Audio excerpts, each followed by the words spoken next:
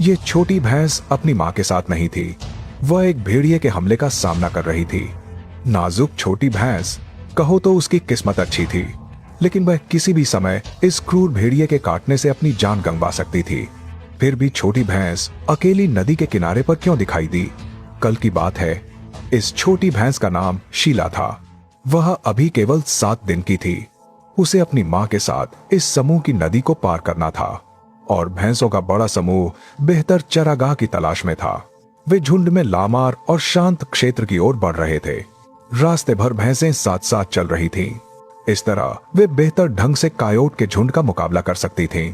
शीला ने देखा कि अन्य छोटी भैंसें पहले ही दूसरी ओर सफलतापूर्वक पहुंच चुकी थीं। उसके पास कोई विकल्प नहीं था। उसे केवल अपनी मां के पीछे चलकर इस नदी को पार करना था। शीला बड़े कदमों से नदी पार करने की ओर बढ़ी, लेकिन जब वह नदी के बीच में पहुंची, छोटी शीला धीरे धीरे पीछे रह गई। भैंस मां ने पीछे मुड़कर शीला को किनारे की ओर तैरने के लिए प्रोत्साहित किया, लेकिन पानी का बहाव बहुत तेज था। शीला ने पूरी ताकत से आगे तैरने की कोशिश की, लेकिन उस समय वह किनारे से अभी भी काफी दूर थी। थकी हुई शीला नदी के पानी में बह गई। जब भैंस मां ने पीछे मुड़कर देखा, तब तक बहुत देर हो चुकी थी। इस तरह शीला अपनी मां से अलग हो गई। उसे यह भी नहीं पता था कि उसका भाग्य क्या होगा।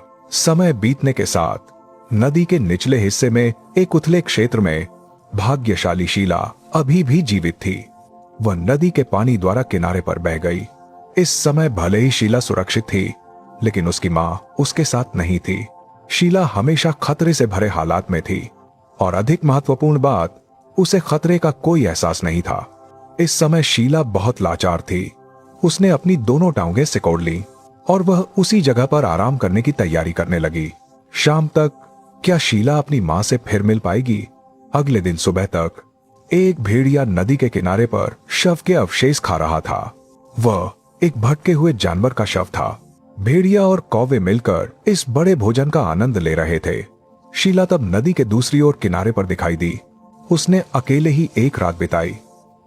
इस समय वह अभी भी अकेली और दुखी थी, और भैंसों का झुंड अभी भी अपने रास्ते पर चल रहा था। शीला की मां ने शायद अपनी बेटी को छोड़ दिया था। झुंड में रहना एक स्वाभाविक प्रवृत्ति थी, क्योंकि शिकारी कभी उनसे दूर नहीं रहते। एक बार अगर कोई भैंस पीछे रह जाए, तो उसे कायोट या काले भेड़िए द्वारा निशाना बनाया जाएगा। भैंसों का झुंड इसके कमजोर सदस्यों के लिए सबसे सुरक्षित आश्रय था, क्योंकि कायोट की संख्या बहुत थी।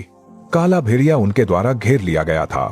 3 कायोट ने एक काले भेड़िए पर हमला किया, लेकिन काला भेड़िया उनसे डरता नहीं था।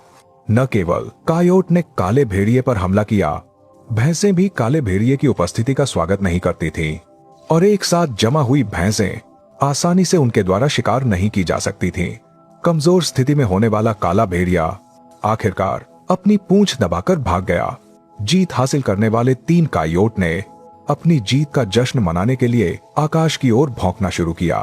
अकेली शीला अपनी सहज बुद्धि से नदी के ऊपरी हिस्से की ओर बढ़ रही थी। इस समय खतरा धीरे धीरे उसके करीब आ रहा था। एक भेड़िया जल्दी से वहां पहुंचा। शीला पर इस भेड़िए ने बार बार निर्दयता से हमला किया। उसने दर्द सहा और बार बार भेड़िए के हमले से बचने की कोशिश की। छोटी उम्र की शीला बहुत साहसी थी। उसके हार न मानने की वजह से भेड़िया सफल नहीं हो सका। ठीक उसी समय दूर से एक वयस्क भैंस इस ओर दौड़ती हुई आई। वह शीला की मां थी। शीला तंदुरुस्त थी और अब और अधिक साहसी हो गई थी। भेड़िया अभी भी शीला से बचना बेहतर समझता था। एक वयस्क भैंस अभी भी एक भेड़िए का सामना कर सकती थी, और डरी हुई शीला पूरी तरह से घबराई हुई थी। मां के प्रकट होने से उसे अपनी आंखों पर विश्वास नहीं हो रहा था। भेड़िया अभी भी नहीं गया था। वह अभी भी आखिरी मौके की तलाश में था। शीला आखिरकार अपनी मां से मिल गई। एक दिन की भूख के बाद उसने तुरंत अपनी मां से दूध पिया। अपनी मां के साथ रहकर शीला बहुत खुश महसूस कर रही थी। एक दिन की डरावनी स्थिति से गुजरने के बाद शीला आखिरकार भैंसों के बड़े झुंड में वापस लौट आई। वह सबसे साहसी छोटी भैंस थी।